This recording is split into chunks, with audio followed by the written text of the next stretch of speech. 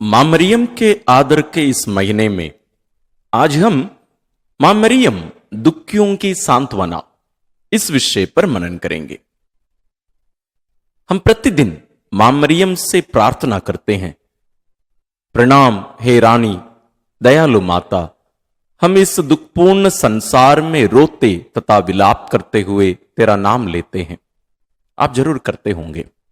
हां, यह संसार दुख से भरा हुआ है, इसलिए मानव को हर प्रकार की समस्या का सामना करना पड़ता है।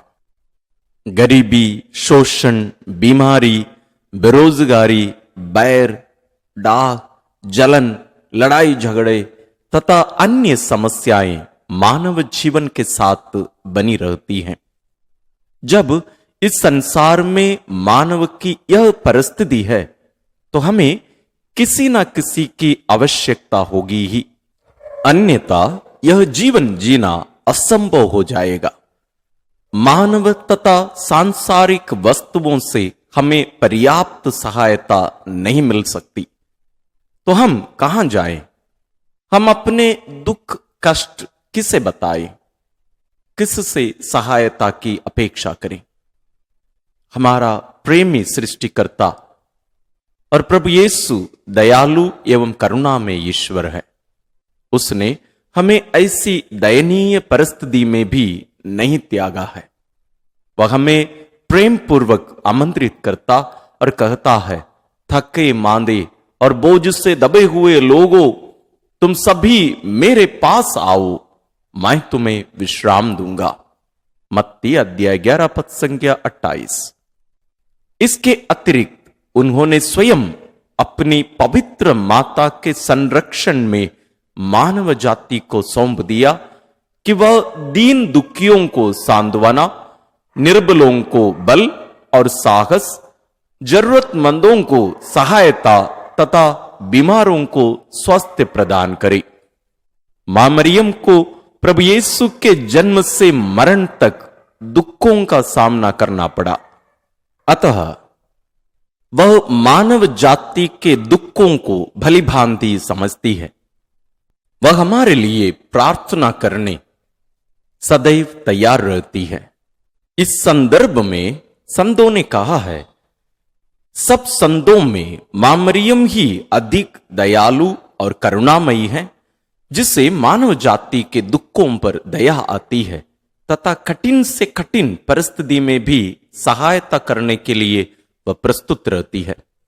वह हमें शिक्षा भी देती है कि हम दुख कष्टों के समय विचलित ना हो, परंतु उन्हें धैर्य पूर्वक सहने का प्रयास करें। सहनशील व्यक्ति ईश्वर की याचना में सहर्ष योगदान प्रदान करता है, ईश्वर की इच्छा पर चलता है, ईश्वर पर अटल विश्वास रखता है, गरीबी और दीनता का मूल्य समझता एवं परोपकार की भावना रखते हुए अन्य व्यक्तियों के समक्ष उत्तम आदर्श प्रस्तुत करता है। इस प्रकार भले कार्यों द्वारा वह ईश्वर की महिमा करता है। आइए इस महान रहस्य पर आधारित एक घटना देखें। किसी परिवार में एक माता के कई पुत्र पुत्रियां थीं। एक पुत्र का, जिसे वह सबसे अधिक प्यार करती थी, अचानक स्वर्गवास हो गया। उस महिला के दुख की सीमा ना रही। दुख के कारण वह आंसू बहाती रही। लोगों की सांत्वना के बावजूद भी उसे शांति ना मिली। अंत में एक चित्रकार ने एक उपाय सोचा। उसने 2 तस्वीरें बनाई। पहली तस्वीर में उसने उस महिला के स्वर्गवासी पुत्र का चित्र बनाया। दूसरी तस्वीर में दुखित माता मरियम का, जिसकी बाहों में ईश पुत्र यीशु मसीह का शव था। उस चित्र के नीचे लिखा हुआ था, ऐसा दुख किसी भी माता को ना मिले। चित्रकार ने पहली तस्वीर उस महिला के समक्ष रखी, जिसे देखते ही उस महिला की आंखों से आंसू की धारा फूट पड़ी। तत्पश्चात दूसरी तस्वीर भी उस महिला के समक्ष रखी गई, जिसे ध्यानपूर्वक देखते ही उसका दुख दूर हो गया। उसने कहा, हां, किसी भी माता का दुख मां मरियम के दुख से अधिक ना होगा। वह अपना सारा दुख भूल गई और मां मरियम के दुख कष्टों पर मनन करने लगी। उसे शांति तथा सांत्वना का एहसास भी हुआ। हम भी अपने जीवन में इस मां का अनुसरण करें। हमारे जीवन के अभ्यास के लिए दुख संकट की घड़ी में मां मरियम की शरण में जाएं और शांति तथा सांत्वना पाएं। आइए हम प्रार्थना करें। हे हमारी प्यारी मां मरियम, दुखियों की सांत्वना, हम तेरी शरण में आए हैं। इस अपने दुख एवं कष्टों से निवारण हेतु तेरी ममतामयी सहायता की खोज में हैं।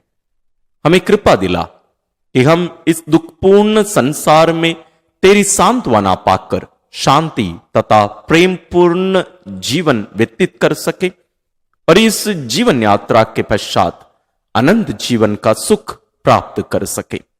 हम ये प्रार्थना करते हैं अपने प्रभु क्रिस्त के द्वारा, आमीन।